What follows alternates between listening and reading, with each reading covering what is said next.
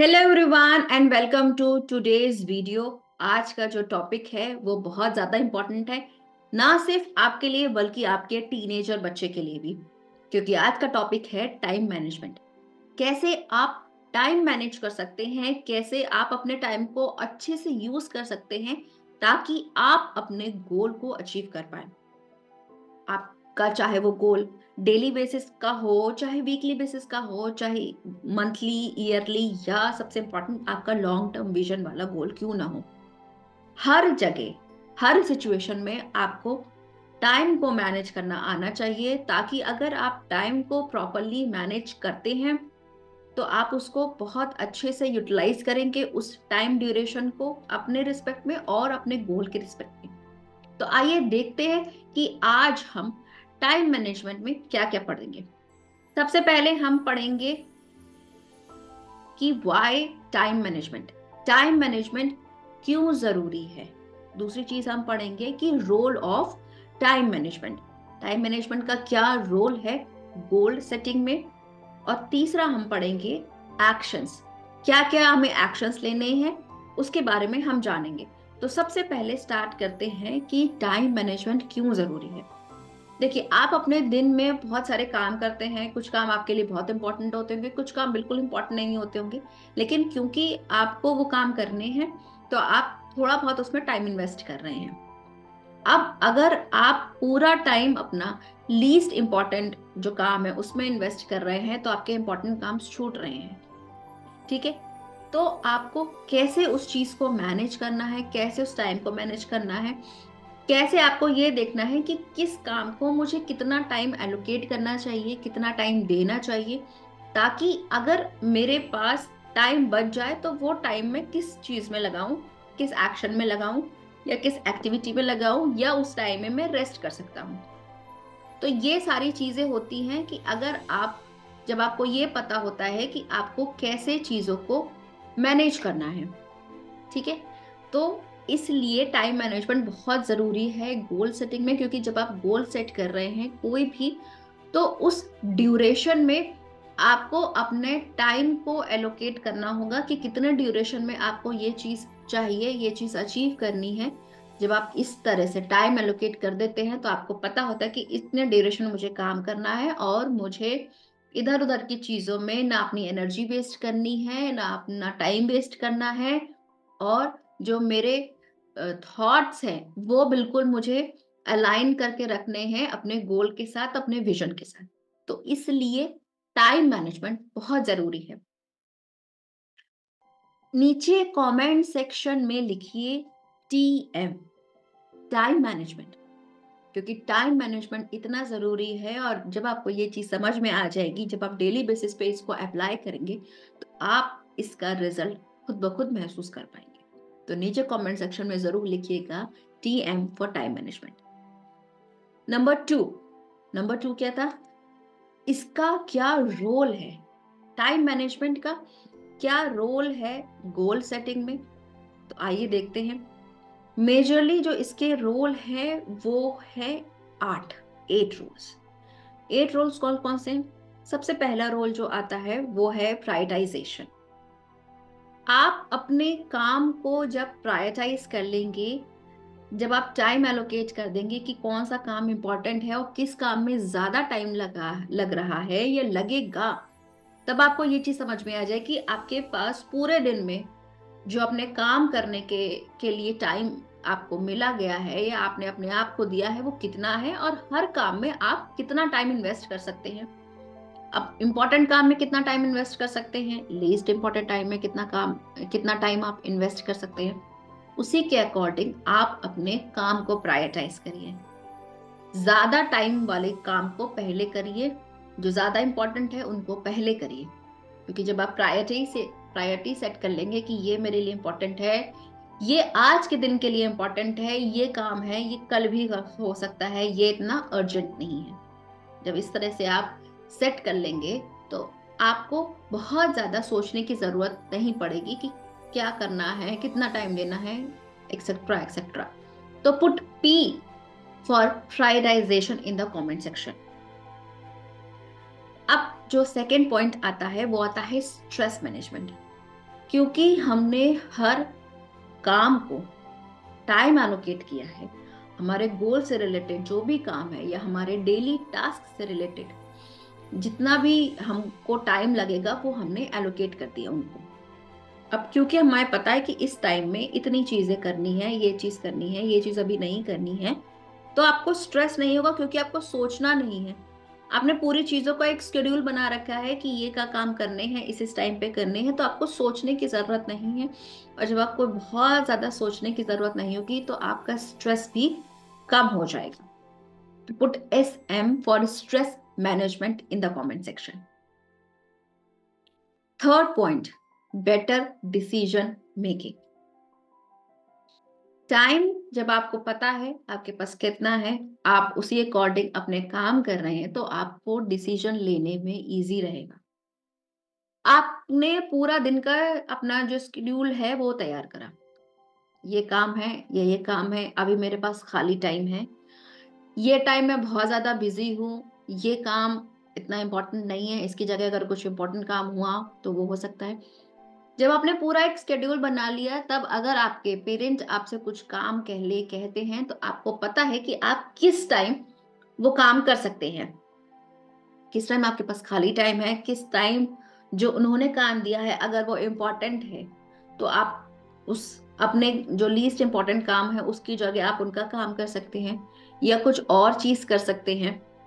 तो आपको जब ये सारी चीजें पता होंगी तो आपको डिसीजन लेने में इजी होगा कि मुझे ये काम करने हैं, मुझे ये काम फिनिश करने हैं आज, उसके बाद मैं ये चीजें कर सकता हूँ या कर सकती हूँ। तो डिसीजन मेकिंग आपकी बहुत क्विक हो जाएगी।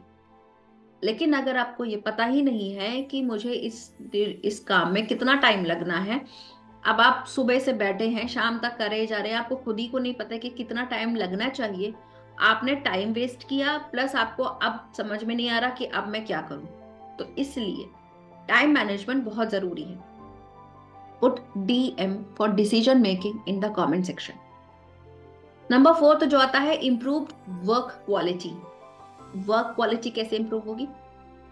क्योंकि जो आप पहला काम करते हैं अपने दिन में, जो अपने डे जो भी टास्क है आपके, उसमें से जो फर्स्ट काम, जो आपका सबसे इंपॉर्टेंट काम है, अगर आप उस पे बहुत ज्यादा फोकस करते हैं तो आपकी वर्क क्वालिटी बहुत अच्छी होती है क्योंकि आप बिल्कुल फ्रेश माइंड से वो काम कर रहे हैं। बट अगर आप लीस्ट इंपॉर्टेंट काम सबसे पहले करते हैं और इंपॉर्टेंट काम सबसे आखिरी में करते हैं तो आप क्या होते हैं, एक तो आप दिन भर थक जाते हैं, आप क्या लगता है आपको टाइम खत्म होने वाला है, इतना टाइम बचा है, रात हो रही है, या फिर कुछ और काम है तो उसको जल्दी जल्दी से खत्म कर दो।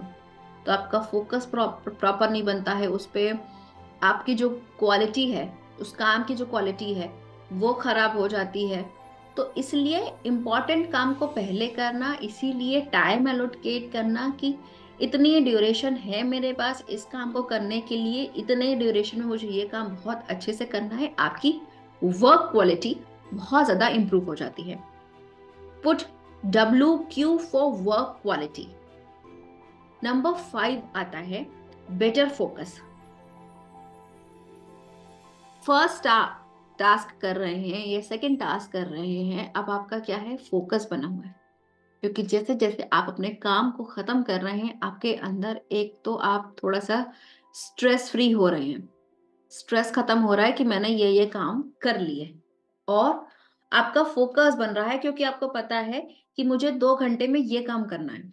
अब 2 घंटे में आप किसी और चीज के बारे में नहीं सोचेंगे, आप सोचेंगे कि बस मुझे ये काम 2 घंटे में करना है, तो प्रॉपर बिल्कुल कॉन्सेंट्रेट हो के आप उसमें देखेंगे उस काम को, उसको एनालाइज करेंगे, कैसे करना है, क्या करना है, नोट्स बनाने हैं, लर्न करना है, आपको कुछ रिसर्च करनी है, तो पूरा फोकस आपका उस टाइम पर रहेगा क्योंकि आपने खुद को वो टाइम एलोकेट किया है कि यही ड्यूरेशन है, इसके बाद मुझे और कुछ काम करना है, तो इतनी देर में मुझे फिनिश करना है, इतनी देर में मुझे अच्छे से करना है, तो प्रॉपर फोकस बना के चलेंगे आप। तो put F for focus in the comment section जब आपको समझ में आ जाता है कि टाइम मैनेजमेंट का क्या रोल है फोकस बिल्ड करने में। नंबर 6 पॉइंट जो आता है वो आता है अवॉइड प्रोक्रास्टिनेशन। प्रोक्रास्टिनेशन का क्या मतलब होता है?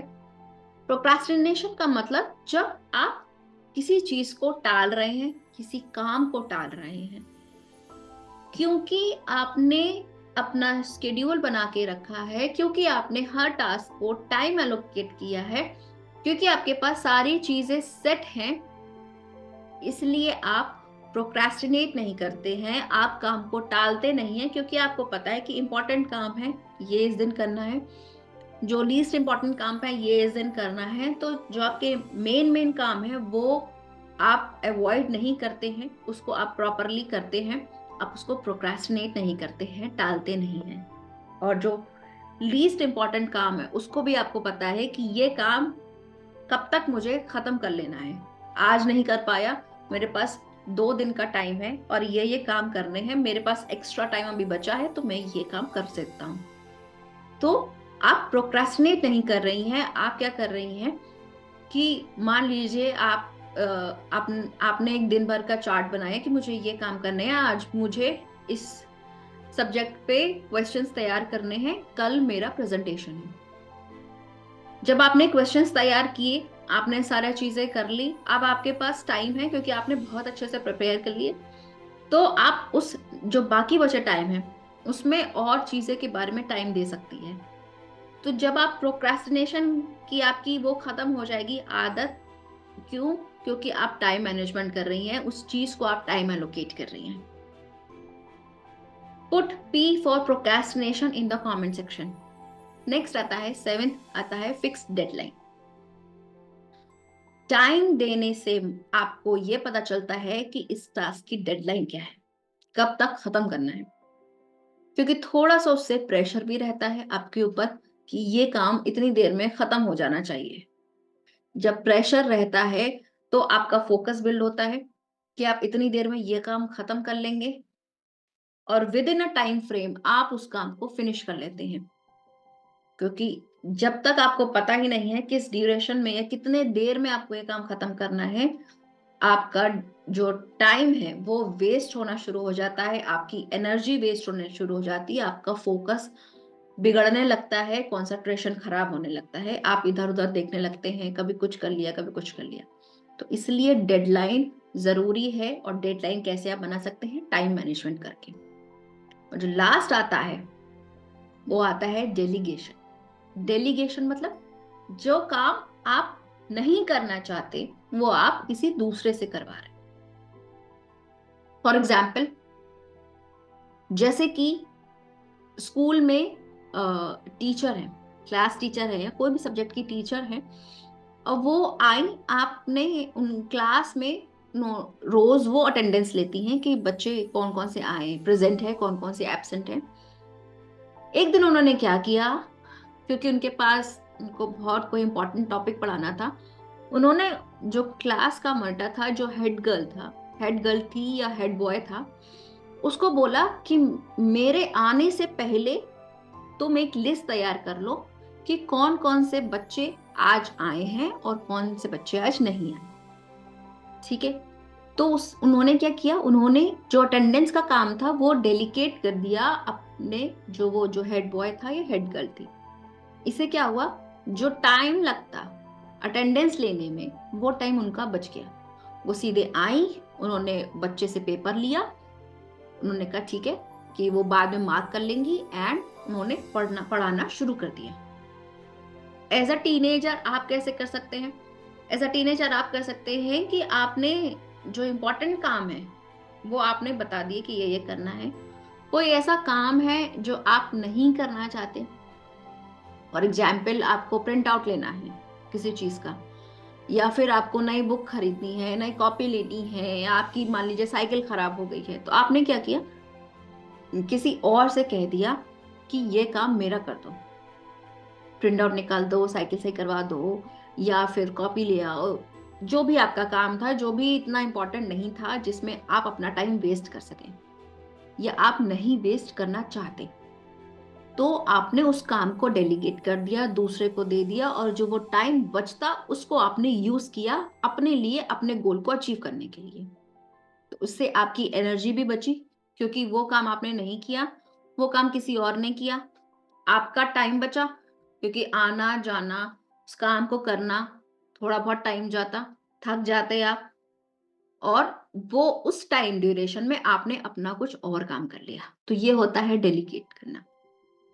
ये सारे 8 पॉइंट्स थे रोल ऑफ टाइम मैनेजमेंट में। अगर आप टाइम मैनेज करना चाहते हैं अपने गोल को अचीव करने के लिए, तो आप क्या-क्या चीज़ें कर सकते हैं? आप अपने काम को प्रायोरिटाइज़ कर सकते हैं। अगर आपके रोल आपने टाइम मैनेज किया है, तो फिर आपको स्ट्रेस कम होगा, आपके डिसीजन अच्छे हो जाएँगे, आपकी वर्क क्वालिटी इम्प्रूव होगी, फोकस बढ़ेगा, आप प्रोक्रास्टिनेट नहीं करेंगे, आप काम को टालेंगे नहीं। आप एक डेडलाइन फिक्स कर देते हैं कि इतने ड्यूरेशन में मुझे ये काम करना है, और जो लास्ट है वो होता है डेलीगेट। आप अपने काम को किसी और से करवा लेते हैं अगर वो लीस्ट इम्पोर्टेंट काम है, या अगर आप टाइम में अपना वेस्ट नहीं करना चाहते उस काम को करने में। तो जब अगर आपको ये सारी चीजें समझ में आ गई हैं, तो put RTM, role of time management, in the comment section. क्योंकि जब आप लिखते हैं हर चीज को, तो वो चीज आपके सबकॉन्शियस माइंड में ज्यादा से ज्यादा बैठने लगती है और आपको चीजें याद रहती हैं। अब इसके बाद जो थर्ड पॉइंट आता है, जो लास्ट पॉइंट आता है, वो आता है एक्शंस टेक। हमें क्या क्या एक्शंस लेने हैं?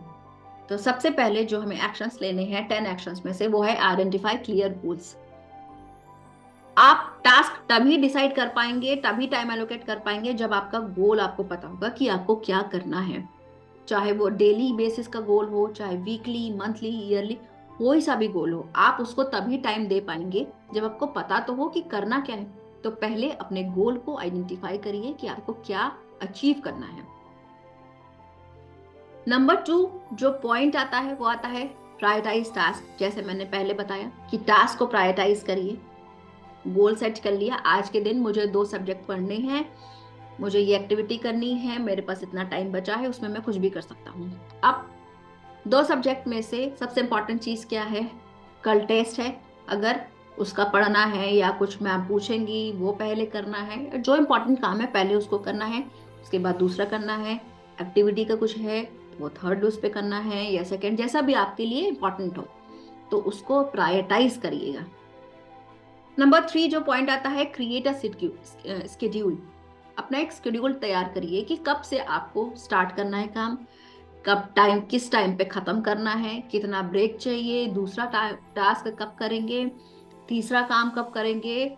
इस तरह से आप पूरा एक दिन भर का स्केड्यूल बनाइए कि कितने बजे सोएंगे, कितने बजे सो के उठेंगे, नाश्ता, सब चीजें, तो आपका टाइम मैनेज होगा। नंबर 4 आता है ब्रेक डाउन गोल्स। अपने गोल्स को ब्रेक डाउन करिए। बड़ा गोल है, उसको छोटे छोटे गोल्स में डिवाइड करिए। हो सकता है आपका दिन में एक ही टास्क इंपॉर्टेंट है, पर वो बड़ा है। जैसे कि मैंने बोला कि आपको कल प्रेजेंटेशन देना है, मैम ने आज बोल दिया आपको स्कूल में कि कल आपको इस टॉपिक पे प्रेजेंटेशन देना है, तो वो आज के लिए, अगर आप 3 बजे से 3 बजे मान लीजिए स्कूल से आए 3 o'clock पे, एंड आपको कल 7:30 पे स्कूल जाना है, सो आपके पास ये जो टाइम विंडो बची है, वो उसमें आपको प्रॉपरली इस टाइम को यूटिलाइज करना है, और आपका पास एक इंपॉर्टेंट काम है प्रेजेंटेशन देना। अब प्रेजेंटेशन देने के लिए आपको पहले बनाना होगा। अब बनाने के लिए आपने एक बड़ा गोल है प्रेजेंटेशन, बड़े गोल को छोटे गोल में कैसे डिवाइड करेंगे? रिसर्च करेंगे किस टॉपिक पे प्रेजेंटेशन देना है, उसके बारे में जितनी भी नॉलेज है आप उसको पहले चेक करेंगे। उसके बाद नोट डाउन करेंगे, नोट डाउन करके समराइज करेंगे, इंपॉर्टेंट पॉइंट्स को हाईलाइट करेंगे। प्रेजेंटेशन कैसे देना है? चार्ट पेपर पे देना है, फाइल बनानी है, आपको सॉफ्ट कॉपी के थ्रू आपको प्रेजेंटेशन देना है, कि लैपटॉप पे या किसी तरह से आपको प्रेजेंटेशन देना है, तो आपको उस पे बनाना है। ये सारे काम्स को डिवाइड करिए कि 1 घंटे में मैं रिसर्च करूंगा, 1 घंटे मैं जितना भी मैंने सब पढ़ा है उसको नोट डाउन कर लूंगा, दूसरे 1 घंटे मैं उसको समराइज करूंगा हेडिंग वाइज, चौथे घंटे मैं उसको ये देखूंगा कि मुझे जिस फॉर्म में चाहिए उसके लिए मुझे क्या क्या चीजें चाहिए, एंड फिर मैं उसको 1 से 2 घंटे उसको प्रिपेयर करने में लगाऊंगा। और जब मैंने प्रिपेयर कर लिया, उसके बाद अब मैं उसके बोलने के लिए तैयारी करूंगा। तो जब आप इस तरीके से अपने गोल्स को सब गोल्स में डिवाइड करते हैं और टाइम देते हैं, तब आप इफेक्टिवली उस टाइम को यूटिलाइज करते हैं और अपने काम को अच्छे से कर पाते हैं। नंबर 5 है use time management tools. Time management tools कैसे? पोमोड्रोनो टेक्निक जो होती है, या फिर आप एक अलार्म लगा सकते हैं, रिमाइंडर लगा सकते हैं कि हर काम से पहले का आपने रिमाइंडर लगा लिया कि अब मुझे ये काम करना है, और आपने अलार्म लगा लिया कि 1 घंटे बाद ये अलार्म बज जाएगा कि मेरे पास इतना ड्यूरेशन के बाद मेरा टाइम खत्म हो रहा है। या आपने अपने सामने ही वो चेक कर लिया कि कितना टाइम हो रहा है, स्टॉप वॉच चला लिए किसी भी तरह से। तो इससे क्या होगा, जब आप इस तरीके से काम करते हैं तो काम इफेक्टिवली होगा। बार बार घड़ी नहीं देखनी है, बार बार आपको मोबाइल में चेक नहीं करना है, तो आप प्रॉपरली काम को कर पाएंगे। नंबर 6 जो आता है वो आता है लिमिट डिस्ट्रैक्शन। जब भी आप कोई काम करें, अपने मोबाइल का जो उसको या तो एयरप्लेन मोड में डाले या फिर उसको साइलेंट मोड में डालें, ताकि आपको नोटिफिकेशन ना सुनाई पड़े। आप अपने जो डेस्कटॉप है, लैपटॉप है, उस पे ऐसे एक्सटेंशंस को यूज कर सकते हैं ताकि वो जो डिस्ट्रक्टेड वाली साइट है उनको उस पे आपको डाइवर्ट ना कर दे, इधर उधर की साइट्स पे डाइवर्ट ना कर दे, पॉपअप्स ना खुलने लगे, तो पॉपअप ब्लॉक लगाइए और जितना जरूरी है उतना ही उस चीज को टाइम दीजिए। ज्यादा अगर आप देख रहे हैं तो आप हो सकता है कि कभी एकदम से कुछ ऐसी चीज आए और जिसकी वजह से डिस्ट्रैक्टेड होकर आप दूसरे काम में चले जाएं। तो डिस्ट्रैक्टेड नहीं होना है, डिस्ट्रैक्शन नहीं करना है। नंबर 7 पॉइंट जो आता है वो आता है रेगुलरली रिव्यू प्रोग्रेस। अपनी प्रोग्रेस को अगर आप टाइम मैनेजमेंट के थ्रू अपना काम कर रहे हैं, प्रायोरिटाइज करके काम कर रहे हैं, शेड्यूल बना के काम कर रहे हैं, तो उसको चेक करिए, रिव्यू कर लिए टाइमली बेसिस पे, वीकली, मंथली, ईयरली। क्योंकि जब आप वीकली वीकली बेसिस पे रिव्यू करते हैं तब आपको वो समझ में आ जाता है कि इस 7 दिन मैंने कैसे काम किया, कहाँ मेरा टाइम गया। जब आप मंथली बेसिस पे करते हैं या ईयरली बेसिस पे करते हैं तब आपको समझ में आता है कि मैंने जो ईयरली गोल बनाया था वो मैं कितना अचीव कर पाया, कितना मैंने टाइम वेस्ट किया। तो रिव्यू करिए। अगर आप वीकली बेसिस पे कर सकते हैं तो ज्यादा अच्छा है, क्योंकि अगर आप सबसे लास्ट में करेंगे ईयरली बेसिस पे, तो क्योंकि वो पूरा साल निकल गया और आपका टाइम काफी अगर इधर उधर आपने वेस्ट किया तो वो टाइम दोबारा से तो नहीं आएगा और आपका गोल भी अचीव करने से आप पीछे रह जाएंगे। तो ट्राई करिए कि वीकली बेसिस पे आप करें, या फिर अगर आप डेली बेसिस पे भी कर सकते हैं। मान लीजिए आप रात को सो रहे हैं और उससे पहले सुबह सुबह आपको पता था कि आपको ये काम करना था, रात में आपने सोते टाइम चेक किया कि आपने कितने काम किए, कितने काम नहीं कर पाए, कहाँ कहाँ टाइम वेस्ट किया। इससे आपकी टाइम मैनेजमेंट टेक्निक और अच्छी हो जाएगी। तो रिव्यू जरूर करिए। 8th पॉइंट जो आता है वो आता है लर्न टू से नो। बहुत इंपॉर्टेंट है। जब आप नो बोलना सीख जाते हैं उन चीजों के लिए जो आप नहीं करना चाहते, जिसमें आपका टाइम बहुत ज्यादा जाता है और जो बहुत इंपॉर्टेंट नहीं है या बिल्कुल भी इंपॉर्टेंट नहीं है, एक्स्ट्रा एक्टिविटीज के लिए जिससे आपको कोई सक्सेस ना मिले, जिससे आपका आपके गोल को अचीव करने में हेल्प ना मिले। सक्सेस इन द सेंस उससे या तो आप कुछ सीखे नहीं, ऐसी चीजों को नो बोलिए। ऐसे लोगों को नो बोलिए जिनकी वजह से आपका टाइम वेस्ट हो रहा है, जिनकी वजह से आपकी जो वर्क क्वालिटी है वो इफेक्ट कर रही है, जिसकी वजह से आपको स्ट्रेस हो रहा है। ऐसे लोगों को नो बोलिए।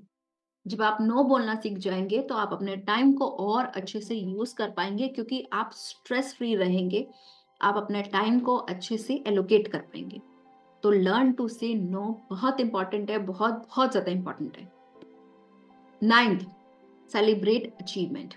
डेली बेसिस पे जितनी भी चीजें आपने अचीव की हैं, वीकली बेसिस पे, मंथली, ईयरली, सेलिब्रेट करिए। सेलिब्रेट करना बहुत जरूरी है, क्योंकि जब आप सेलिब्रेट करते हैं तो उससे क्या होता है, उससे ये होता है कि आप एक तो मोटिवेट होते हैं, हैप्पी हॉर्मोन्स आपके अंदर और डेवलप होते हैं, आप खुश होते हैं, आपको लगता है कि अगर मैं इस तरह से कर सकता हूं तो मैं आगे भी ये चीज कर पाऊंगा। तो आप खुद को मोटिवेट करते हैं, आपके माइंड में ये सिग्नल जाता है कि जब मैं ये चीज अचीव कर लेता हूं तो मुझे ये मिलता है। मतलब अगर मैंने डेली टास्क में सक्सेस हासिल कर ली तो मैं हैप्पी हो गया, या आपने एक वॉक कर ली, या आपने कोई बुक पढ़ ली, या आपने मान लीजिए कुछ अच्छी चीज खा ली, तो अब आपके सबकॉन्शियस माइंड को लगेगा कि मैं एक काम कर लूंगा तो मुझे ये मिलेगा, रिवर्ट, रिजल्ट, उस उस गोल को अचीव करने के बाद मुझे क्या मिलेगा। तो इस तरह से आप खुद को मोटिवेट कर सकते हैं। और लास्ट आता है सीक सपोर्ट एंड गाइडेंस। अगर आपको लगता है कि आप अपने टाइम को मैनेज नहीं कर पा रहे हैं, अगर आपको लगता है कि कहीं पे कोई प्रॉब्लम आ रही है, आप उस चीज को रिजॉल्व नहीं कर पा रहे हैं, तो सपोर्ट लीजिए। अपने बड़ों से सपोर्ट लीजिए, पेरेंट्स से लीजिए, अपने सिबलिंग से ले सकते हैं। हो सकता है कभी कभी आपसे छोटे लोग भी आपकी हेल्प कर पाए, आपको सॉल्यूशन दे पाए। अपने फ्रेंड से लीजिए, टीचर से लीजिए।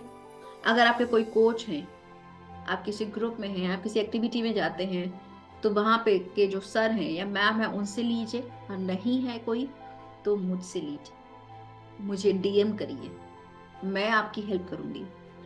ऐसे लोगों से हेल्प लीजिए जिसको आप ट्रस्ट करते हैं, उनसे सपोर्ट लीजिए। वो आपको गाइड करेंगे और आपको हेल्प करेंगे कि आप अपने गोल को कैसे अचीव कर सकते हैं with in a time frame. तो ये आज का टॉपिक था। आज हमने पढ़ा कि हम कैसे अपने टाइम को मैनेज कर सकते हैं, क्यों जरूरी है, टाइम मैनेज करा तो क्या क्या फायदे होंगे, और अगर आपको टाइम मैनेज करना है तो आपको क्या एक्शंस लेने पड़ेंगे। तो ये सारी चीजें आज हमने सीखी। अगर आपको ये टॉपिक अच्छा लगा तो नीचे कमेंट सेक्शन में जरूर लिखिएगा, मुझे जरूर बताइए कि ये टॉपिक आपको कैसा लगा, या आपको क्या चीज और चाहिए। किसी भी ऐसे टॉपिक में कि आपको क्या इंफॉर्मेशन चाहिए या क्या चीज और मैं इसमें ऐड ऑन कर सकती हूँ, क्योंकि आपके कमेंट्स के थ्रू ही मुझे ये चीज समझ में आएगी कि क्या चीज आपके लिए इंपॉर्टेंट है और किस पे मुझे ज्यादा फोकस करना है। तो नीचे कमेंट सेक्शन में अपने रिव्यूज जरूर लिखिएगा, मैं आपके कमेंट्स का वेट करूंगी। आप मुझे फेसबुक और इंस्टाग्राम पे भी फॉलो कर सकते हैं, मेरा हैंडल है ऋचा गोयल कटियार। आप मेरी व्हाट्सएप कम्युनिटी को भी फॉलो कर सकते हैं, इसका लिंक नीचे लिखा है। एंड आप मेरे फेसबुक के प्राइवेट ग्रुप को भी फॉलो कर सकते हैं, क्योंकि यूट्यूब पे मैं लॉन्ग कंटेंट बनाती हूँ, फेसबुक पे मैं लाइव होती हूँ, मैं अपना पॉडकास्ट भी शुरू कर रखा है मैंने, उस पर भी मैं कुछ टॉपिक्स देती हूँ। और जो इंस्टा है उस पर मैं छोटे छोटे कभी कभी कुछ टिप्स देती हूँ, तो आप उसको भी फॉलो करिएगा, क्योंकि हर दिन आपको कुछ ना कुछ नया सीखने को जरूर मिलेगा। तो मुझे फॉलो जरूर करिएगा। मिलते हैं नेक्स्ट टॉपिक पे, एक नई प्रॉब्लम या नए सॉल्यूशन या एक नई चीज के साथ जो आपको एज अ टीनेजर हेल्प करेगा गोल सेटिंग में, आपको माइंडफुल रहने में, या आपको एक और बेहतर इंसान बनने में। तो मिलते हैं नेक्स्ट सेशन में, तब तक के लिए take care, bye bye and happy parenting.